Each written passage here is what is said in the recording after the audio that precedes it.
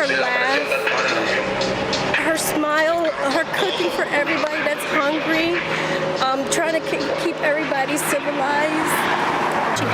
She just got a little dog, and that was her dog, that was her life there. Cherished family photos of a Hartford grandmother known as Pebbles.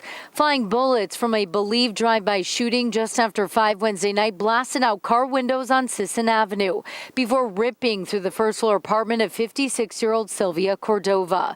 The grandmother of 8 took her final breaths doing what she loved, cooking.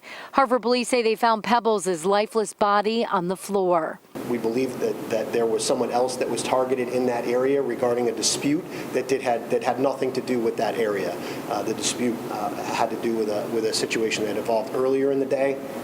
And she was truly an unintended victim. But in this case, whenever there's an assault rifle involved, knowing the damage that these assault rifles can inflict, they really ramp it up a notch. The gun violence continued less than 20 minutes later over in the North End in an unrelated double shooting on Kent Street that also turned deadly after 2 men had been shot. 23-year-old Trey Ward of East Hartford died Thursday morning. Those impacted by the city's most recent homicides have a message for those participating in the violence. Stop with the gun violence. Stop it.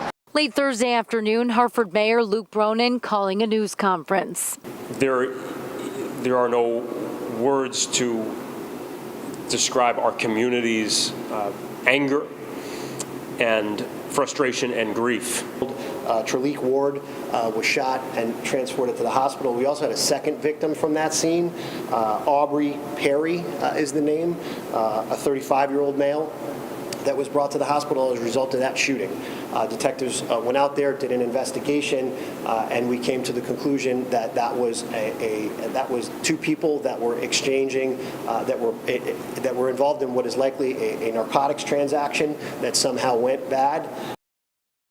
Sylvia Cordova, Hartford's 17th homicide victim of the year, died of multiple gunshot wounds, according to the Office of the Chief Medical Examiner.